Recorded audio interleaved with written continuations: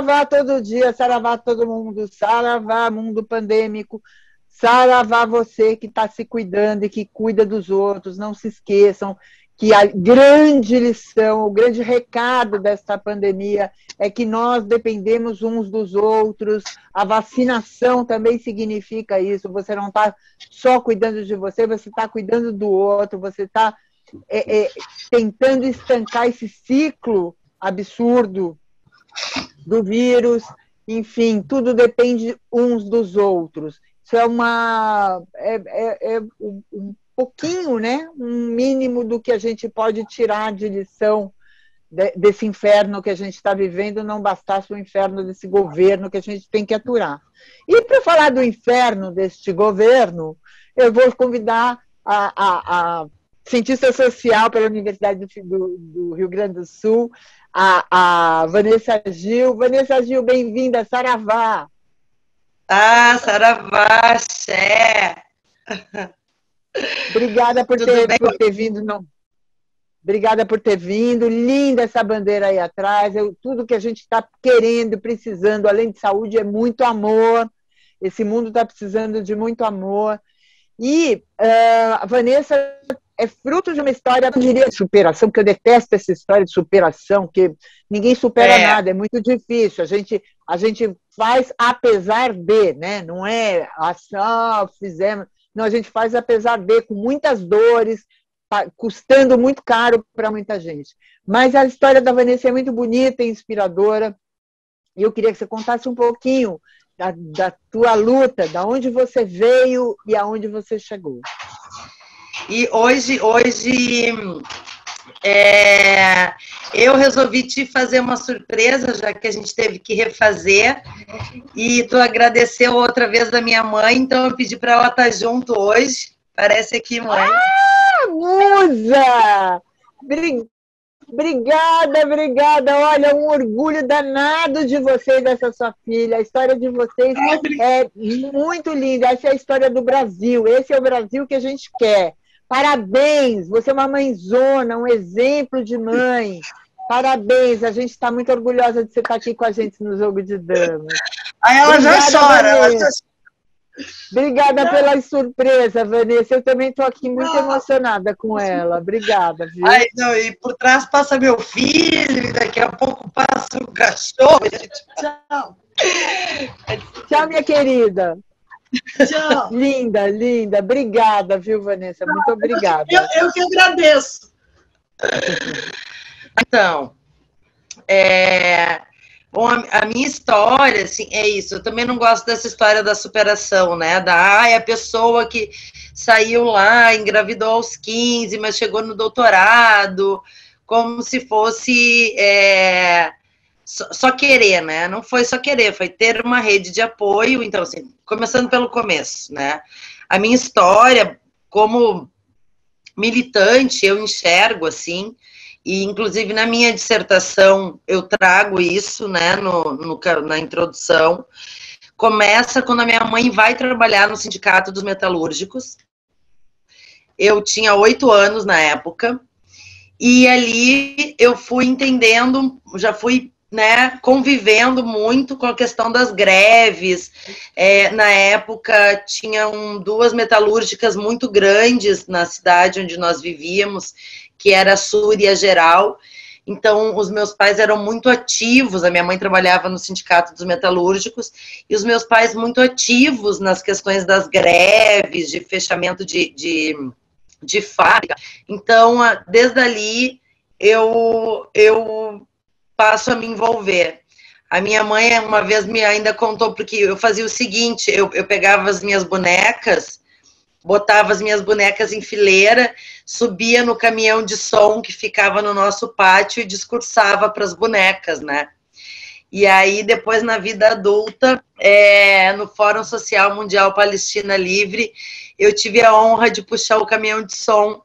E aí a minha mãe disse, nossa, lamentou muito por não ter registrado esse momento na infância para poder comparar com esse momento da vida adulta, né? Mas para mim começou muito ali. E assim, a minha lembrança mais antiga de injustiça social são duas. Uma foi uma vez que a minha mãe fez uma faxina em troca de um colchão, para que eu pudesse ter um colchão para dormir.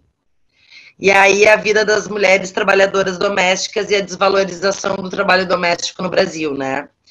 E a segunda, que me marcou muito, foi porque na época não existia o SUS e o Movimento Sem Terra, o MST, ele estava alocado no pátio do sindicato, que era onde nós morávamos, e uma das companheiras do movimento ia ter um bebê e precisava tomar uma injeção por aquela questão do sangue que é negativo, da mãe positivo, enfim, não entendo muito disso, mas ela precisava desse medicamento para não correr risco de vida e teve que ter toda uma mobilização para comprar esse medicamento, porque esse medicamento não era oferecido. Então, esses são dois momentos, e dois momentos com mulheres, né? E de vida de mulheres que marcam muito, assim, a minha trajetória intelectual, pensando a desigualdade das mulheres, que é o que eu estudei a vida toda, né? Eu estudei, fiz ciências sociais, depois, no meu mestrado, eu estudei o educativo da Marcha Mundial das Mulheres, e no doutorado, eu também estudei as práticas pedagógicas da Marcha Mundial das Mulheres na perspectiva da da pedagogia feminista decolonial. E agora, no pós-doutorado, que eu começo agora em maio, na Federal de Juiz de Fora, eu vou estudar as teólogas feministas, né? Então, e educação, né? Relação entre educação e teologia feminista.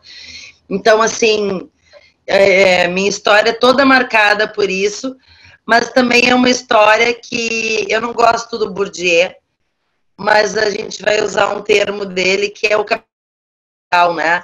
Eu acabo crescendo num ambiente que me proporcionou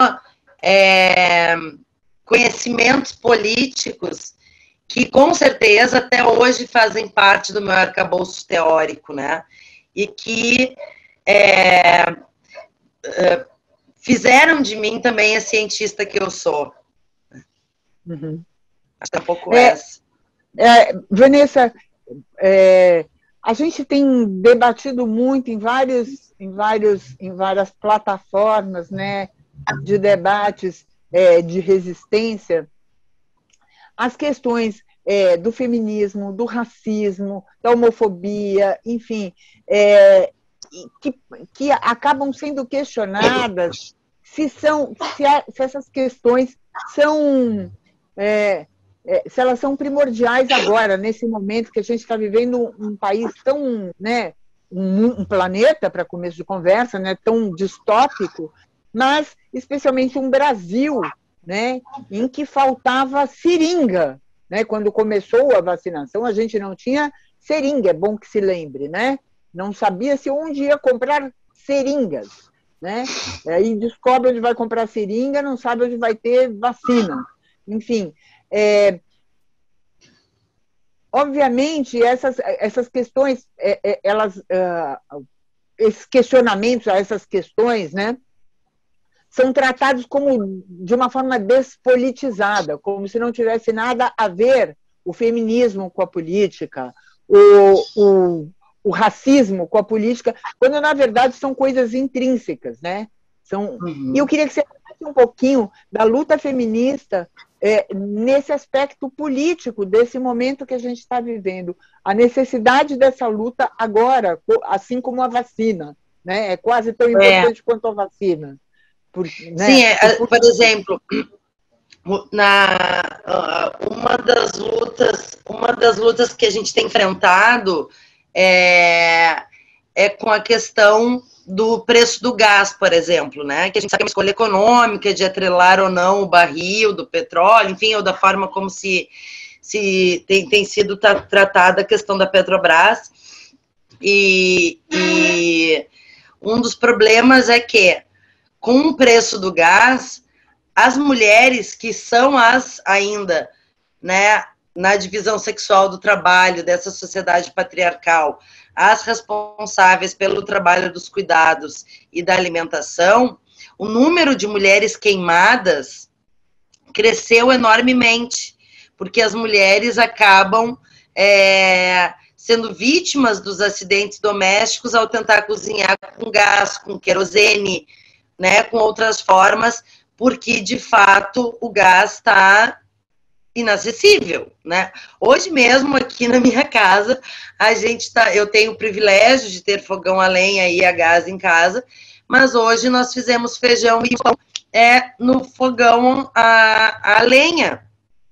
Justamente assim, vamos ligar o fogão a lenha, vamos ligar, né? Vamos acender e vamos cozinhar tudo que der e congelar, justamente para evitar o uso do gás de cozinha. Aí pensa essa realidade na periferia, né? Ela é muito mais grave. Então, mas tem assim, a gente está trabalhando com tanta coisa absurda que fica, às vezes, bastante difícil de fazer esse recorte, de mostrar, olha como isso aqui está influenciando a vida por exemplo, a CAPES, né? Vamos pegar o exemplo da CAPES. Agência de fomento de pesquisa, então, assim, né? Eu que agradeci, fiz uma postagem agradecendo ao Lula e à Dilma no dia que concluí meu doutorado, e na minha tese eu agradeço a CAPES, né? Porque eu fui bolsista da CAPES, tanto no doutorado quanto no mestrado. E agora a gente tem uma coordenação da CAPES de uma pessoa que é completamente incapacitada para o cargo, né? Que não conhece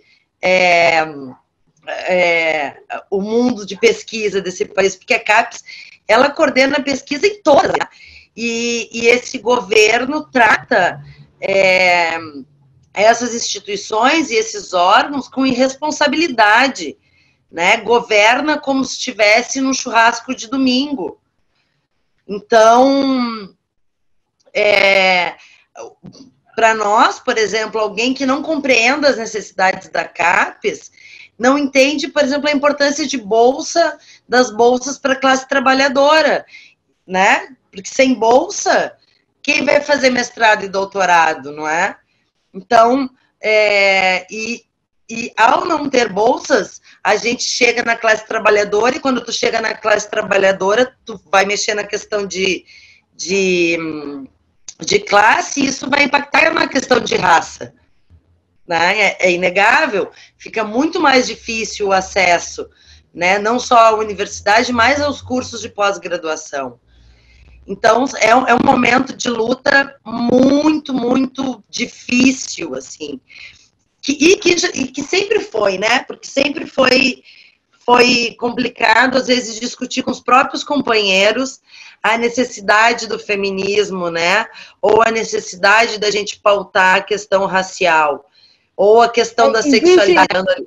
Existe um certo preconceito, né, na pauta identitária. Existe, sem dúvida, até porque a pauta identitária também ela foi desgastada por grupos que não tinham representatividade, né, que usaram as pautas identitárias como bandeiras para atrair incautos, né, vamos falar a verdade, para atrair incautos e, no fim, acabavam traindo a causa. Mas isso que você está falando, né, a importância, as causas se sobrepõem umas às outras, elas são interdependentes, né? Não existiria, a pandemia não seria tão terrível se a gente tivesse um governo decente, né? Quando eu vejo gente falar assim, está politizando, mas a pandemia é política, uma pandemia ela só pode ser lidada no âmbito político, né? A causa da saúde pública ela só pode ser discutida no âmbito político, né? E o que não é político, né? Me deu um tema algo da vida. Escolher até se tu vai fazer um pão em casa ou comprar na padaria é uma escolha política, né? Vanessa, a gente está começando a pensar aqui no Jogo de Damas em fazer um trabalho mesmo de revalorizar a política, né? Trazer a política de volta anular esse discurso de que político é tudo igual, de que não adianta, nem direita nem esquerda, enfim, a gente quer contrapor esse discurso, anular, não sei se é possível, mas contrapor esse discurso, porque a gente está percebendo que, por exemplo, causas como o feminismo que você defende, ou a causa dos LGBTs que você também defende, enfim, essas causas são políticas. Se não houver uma vontade política, interesse político, essas causas elas são olhadas com preconceito moral, né? Com preconceito. A gente está discutindo, está num mundo que a gente tem que discutir o que vale nesse país, a Bíblia ou a Constituição. A gente está nesse momento, né? Enfim, como é que você sente isso, Vanessa? Não, isso eu sinto na pele, né? Que, por exemplo, eu sou supervisora pedagógica numa escola. E eu propus, então, para a unidade escolar, que nós tivéssemos formações pedagógicas mensais sobre temas de escolha dos professores, das professoras. E sugeri alguns temas também. Então, a gente definiu, né, a nossa primeira formação vai ser agora, semana que vem, que é sobre racismo e a Lei 10.639. Depois nós vamos ter uma sobre diversidade religiosa e a escola laica, né, gênero e sexualidade. Mas isso não está acontecendo sem resistência de algumas pessoas, né? Porque para poder fazer isso, eu tive que, por exemplo, buscar na BNCC e na LDB aonde eu poderia argumentar, né, caso fosse, inclusive, denunciada por trabalhar esses temas, né? E tive todo um cuidado de formadores em universidades, né? Então, todas as formações que serão dadas aos nossos professores são de doutores ou pós-doutores que estão estudando esses temas, né? A partir também da relação com a escola. Então, assim, a gente está tendo que ter cada vez mais cuidado para falar de temas básicos, de temas de resistência à vida, de direito à vida, né? E tendo que ter coragem de enfrentar isso, sabendo que sempre haverá, né? Sempre haverá alguém que vai tentar impedir. E que a gente já tem que prever, né? Como que vai enfrentar os inimigos. Porque é assim, né? São os inimigos são inimigos da humanidade mesmo, na humanidade no sentido de ser humanos, de se entender coletivos e no meu caso da educação, né, da educação como um espaço de formação humana, né, e não de transmissão de conhecimentos inquestionáveis. Eu tenho uma amiga que escreveu um texto super bonito que ela falava assim: eu tenho saudade quando as pessoas questionavam o amor livre, a poesia, o teatro. Agora as pessoas estão questionando a ciência, né? Desde quando que a gente começou a questionar a ciência? Ou seja, eu até citei isso num editorial que eu fiz aqui no Jogo de Damas outro dia, porque assim, a gente está questionando o que é, né? Não o que poderia, o que deveria, é o que é, né? Essas pessoas existem, os negros existem, os índios existem, né? Os refugiados existem, os gays existem. A gente não está questionando, né? A gente não está querendo coisas que não existem, a gente só está querendo marcar posição, e isso é uma posição política, né? Enfim, esse encontro de resistência a esses temas, ele vai muito de encontro com, lá em 2016, o surgimento daquela proposta da escola sem partido. Né? Não sei se você lembra que houve... Menina, eu fui parar na escola sem partido, eles gravaram uma aula minha, divulgaram. É isso. Fui alvo da escola sem partido. Ou seja, a gente está vivendo uma distopia tamanha, né, que a pessoa acredita que quando você fala sobre racismo, quando você fala sobre xenofobia, você está isso é uma ideologia gaysista, abortista, comunista, enfim, houve um desvio de rumo aí, e aí cabe a vocês, pedagogos, educadores, né, trazer luz para isso, nessa luta. Como é que está sendo essa resistência, Vanessa? Olha, está sendo bem difícil, bastante difícil, porque a escola também está tomada por gente que não quer essa discussão, né? E é por isso que, por exemplo, na minha escola eu tenho lutado tanto pelas formações, porque eu acho que a gente precisa formar os formadores, a gente precisa educar os educadores, né? Então, assim, quando a gente vai tratar de gênero e sexualidade, né? Especialmente numa escola como a minha, por exemplo, que é uma escola de 1º a 9º ano. Esse argumento de que vão ensinar as crianças a fazer sexo, vão ensinar as crianças a se masturbar. Não, nós vamos, crianças, autonomia do corpo, vamos pensar formas que essas crianças se deem conta do limite do corpo, de que aquelas que porventura estejam sofrendo abuso saibam pedir ajuda. Saibam identificar, né? Saibam identificar que aquilo não é natural, não é? Então, assim, eles distorcem todos os discursos, né? Ou quando a gente discute escola laica, porque ateísta. Eu já ouvi latofobia, sabe? Não, ninguém está perseguindo os cristãos, mas a gente está dizendo que a aula de ensino religioso não é catequese, né? Que há uma diversidade de religiões, que elas precisam ser respeitadas. Eu, inclusive, essa semana conversava com a diretora da minha escola e dizia isso. Eu acho que, ok, o menino ou a menina que é adventista do 7º dia não pode, né? Lei, não pode levar falta nas aulas de sábado. No sábado. Mas quando a mãe de uma criança de religião africana chegar aqui e nos disser que essa criança não virá uma semana porque ela tem obrigação na sua terreira, nós também não daremos falta durante uma semana. A regra tem que valer. E aí é muito difícil, porque as pessoas distorcem essas pautas justamente porque não querem humanizar essas pessoas excluídas, né? Então, a luta na escola é muito difícil, porque é isso, a gente precisa educar os educadores, né?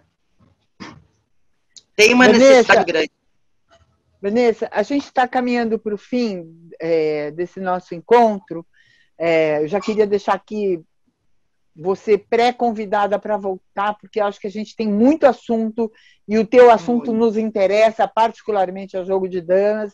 Acho que tem muito a ver. Quem não acompanhou a história da Vanessa, a Vanessa, quando ela foi receber o diploma dela, ela foi com a roupa da mãe dela, ela levou a mãe dela é faxineira. A Vanessa, não, desculpa, não, esse caso foi outro, mas a Vanessa levou a mãe dela é faxineira, e ela homenageou a mãe dela. Isso tem uma simbologia muito, muito grande para nós. E, de novo, vamos repetir aqui, não é de superação, isso não existe, ninguém supera nada, é muito difícil, tem muita dor envolvida, tem muito sacrifício, tem muitos nãos, né? Atravessa-se muitos nãos, tem uma persistência que eu posso chamar até de teimosia, a gente vai de teimoso, né, Vanessa? Sim, a gente vai de teimoso. A gente vai de teimoso. Eu acho que tem uma música que até diz algo assim, né? Esqueci, agora eu não consigo lembrar a letra, mas o Chico tem uma música que fala algo assim, né? E a gente vai de teimoso, né? Porque é isso, a teimosia acaba sendo a nossa vantagem, né?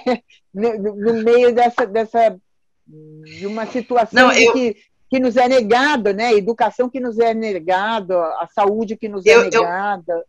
Eu brinco que eu estudei na força do ódio, né? Porque eu fui mãe aos 15 anos. Então, eu ouvi tantas vezes que ali a minha vida tinha acabado, que então no próximo ano eu seria mãe de novo, e que o meu destino seria só a maternidade, e que, né, uma mãe adolescente não poderia ter um outro destino a não ser só ser mãe de mais outros muitos filhos. E então, cada vez que eu me lembrava disso, eu estudava mais um pouquinho. E aí, de pouquinho em pouquinho, eu cheguei ao doutorado. É isso aí. Eu queria deixar as palavras finais para você de novo, dar um beijo gostoso na sua mãe. Obrigada pela surpresa. Eu fiquei muito emocionada com a surpresa. Ela é uma linda, ela merece todos os beijos desse jogo de damas JDD, porque ela representa o que a gente acredita de verdade nesse país, que é luta, não é nada, não é ninguém supera nada, é luta. Então eu queria deixar essas últimas palavras com você, não antes de pedir para todo mundo não deixe de assinar, divulgar, compartilhar o canal Jogo de Damas. A gente depende de dar as mãos para vocês, de vocês darem as mãos para nós, darem o like, curtir, divulgar nosso vídeo, para a gente ser mais indicado para mais gente. Vanessa, a palavra é sua. Então, eu, antes de me despedir, quero convidar quem quiser, e aí eu sei que depois vocês botam aí na telinha, a conhecer a Marcha Mundial das Mulheres, que é um movimento que eu milito, né? Nós somos um movimento internacional, estamos em todos os continentes e em diversos territórios, sempre na luta pelo feminismo anticapitalista, antipatriarcal e antirracista, porque é preciso que a gente saiba que o patriarcado só cai se a gente derrubar o capitalismo, porque o capitalismo é um sistema que sobrevive da exploração das mulheres, da população negra, né, e das diversas formas de opressão. Então, a nossa luta é contra o capital e é contra o patriarcado. E a Rede Lesbi, que é uma rede de pesquisadoras e lésbicas, também feministas, e que se organizam, né, para estudar a si mesmas, para que parem de falar de nós sem nós. E quero agradecer pelo convite, pela delícia que foi estar com vocês. Meu nome, nome da minha mãe querida, que está aqui do meu lado, super emocionada. Aparece ali de novo, mãe, para dar tchau. E que eu acho que é isso que faz é isso que faz essa gente sentir tanta raiva, né? Que as filhas das Neusas desse país, as filhas das faxineiras tenham chegado tão longe, e é isso que para essas pessoas que é imperdoável. Eles não conseguem perdoar o fato da gente ter chegado tão longe. Mas nós chegamos e a gente não pretende mais. E não chegou, não. Ainda tem muita tem muita gente para chegar. E tem muita estrada para frente para chegar ainda. Vai chegar mais longe ainda. Gente, saravá todo dia, saravá todo mundo. Saravá, Vanessa Gil. Saravá, Dona Neuza. A senhora é musa aqui. A senhora será sempre bem-vinda aqui. Um beijo a todos. Obrigada por estarem com a gente. Vanessa, você está intimada a voltar aqui, tá bom? É só me chamar. Saravá. Beijo. Meu cantar é um apelo que eu faço a Nana.